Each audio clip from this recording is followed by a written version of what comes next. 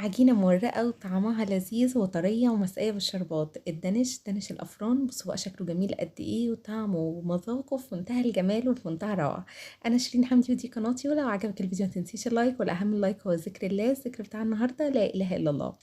كيلو من الدقيق ده يعني 8 أكواب، اللي هو مجات الشاي العادي زي المج اللي أنا ماسكاه كده اهو. حطيت عليه بيضة، حطيت عليه تلتين كوباية من الزيت، زيت ذرة أو زيت عباد، زيت طبخ عموما اللي انتي بتطبخي فيه يكون ريحته حلوة. تلتين كوباية ده يعني الكوباية بتبقى 3 أتلات، احنا هناخد منها تلتين ونحطهم زيت، وزيهم بالظبط زبدة كده تسيحيها على النار. نص معلقة صغيرة من الفانيليا، أو كيسين صغيرين من الفانيليا، ومعايا كمان معلقة كبيرة من الكيك شيف أو البيكنج باودر، ورشة صغيرة من الملح. ادي المكونات كده كلها هضفتها هنا بقى في الكوباية اللي على الجنب دي. هضيف على طول الخميرة والسكر على نص كوباية من المية. والمية هنا كانت عادية من الحنفية. نص كوباية من المية عليهم كيسين من الخميرة، عليهم 4 معالق كبار من السكر، والسكر حبيبات.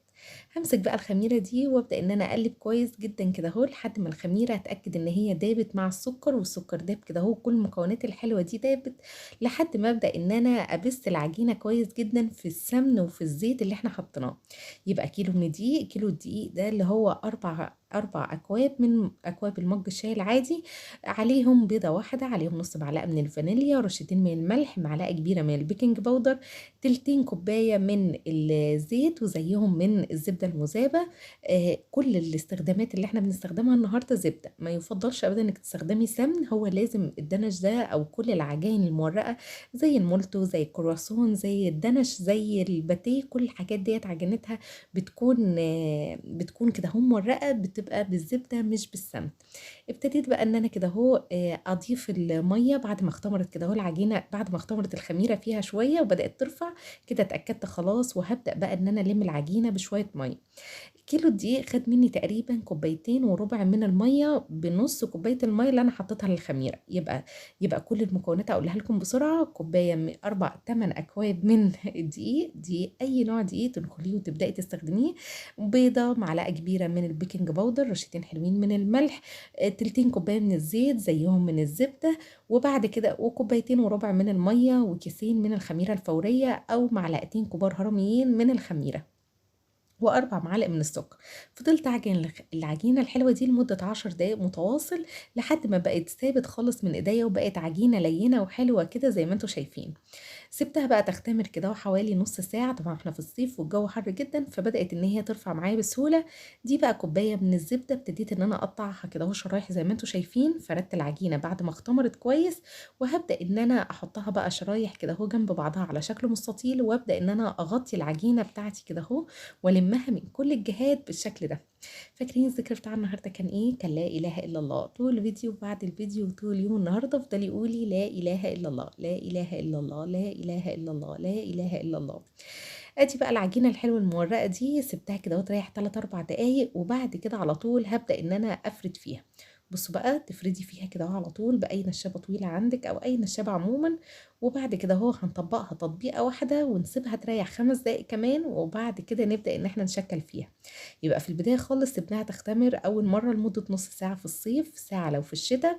وبعد كده هو ابتدينا فردناها كلها، وبعد كده حطينا فيها على طول الزبدة في المنتصف وقفلناها كويس.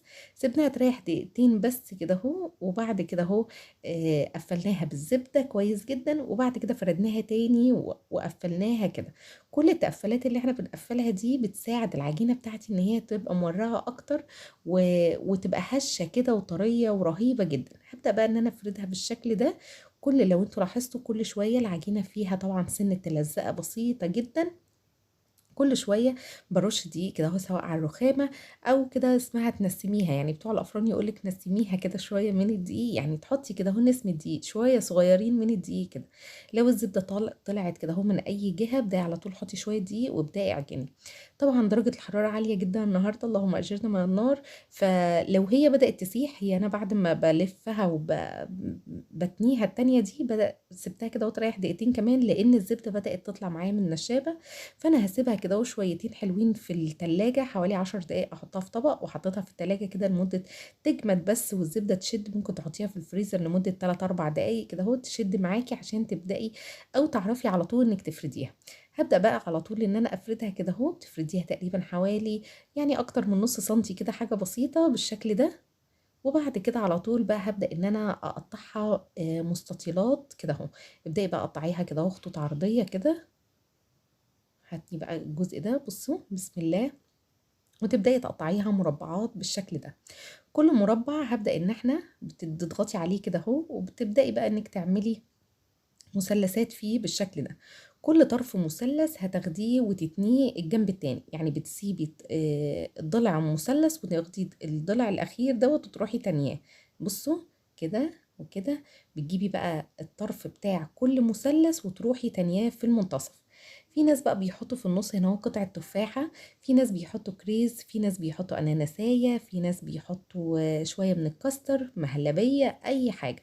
هطلعيها بقى كده اهو صاج كبير او صينيه ألمونيا كبيره. طبعا لان الكيلو ما شاء الله اللهم بارك بيطلع كميه وفيره. وهبدا ان مدهون طبعا زيت او سمن، وهحطه فيها وهسيبها بقى كده اهو لحد ما اخلص كل الكميه في الصواني بتاعتي. بصي بتقسميها بقى كده اهو، تسيبي ضلع، تسيبي يعني قطعه وتعملي في القطعه اللي بعدها زي ما انتم شايفين من المثلثات بتاعتنا. ادي مثلث كده اهو. طبعا هنا اهو الكريزه ما تحطيش الكريزه كامله، اقسميها بالمنتصف يعني بتكون افضل، وشكلها كده اهو بيكون ايه مش كبير ولا متضخم من الكريزه بزياده فوقيها، وبتبقى حلوه جدا. هما الافران بيعملوها بنفس الطريقه دي. بس طبعا الافران المختلفه عندهم ان هما بيستخدموا زبده توريق. زبده التوريق دي اسمها مارجرين، بس مش ناس كتير قوي يعني بيفضلوا استخداماتها. فاي نوع زبده عندك متوفره ممكن تعمليها. العجينه طالعه في منتهى الجمال وفي منتهى الروعه، هشه وحلوه جدا والله يا جماعه. زي ما قلت لك، وانتي بتفردي العجينه في اي وقت لو حسيتي ان هي مش تمام والزبده عماله تطلع منها، لمي العجينه بسرعه وحطيها على طول في الفريزر 3 4 دقائق. هنا بقى بيضة ورشتين من الفانيليا وشوية المفروض من النسكافيه. النسكافيه كده هو اللي هو بيدوب بسرعة، وشوية حليب دافين كده هو. طبعا ما عنديش نسكافيه، عندي بن، فحطيت شوية على البيضة كده هو من البن، ودهنت الوش عشان يطلع اصفر وجميل. عملت الشربات كوباية ونص من السكر، كوباية عليهم كوباية وربع من المية، مع اول غلية كده هو هوطي عليها ورشتين من الفانيليا، عليها كمان شوية صغيرين كده هو من عصرة الليمون، عصرة نص ليمونة كده. وهصبر بقى يغلي كده حوالي 6 7 دقايق وهطفي عليه. واول ما هتطلع بقى من الفرن، طبعا بولع الفرن بيدخل على فرن سخن وسخن جدا كمان في الرف اللي في النص، وبعد كده هو بيستوي لوحده وبياخد لون لوحده. لو انت حسيتي ان انت مش عايزاه يبقى محجر يعني معاكي ويبقى طري كده وهش، اول ما تحت تاخد اللون ولعي الشوايه ووطي وخليكي جنبها. يا رب فيديو النهارده يكون عجبكم. لو عجبك الفيديو ما تنسيش اللايك، والاهم اللايك ذكر الله لا اله الا الله. شكرا ليكم والسلام عليكم.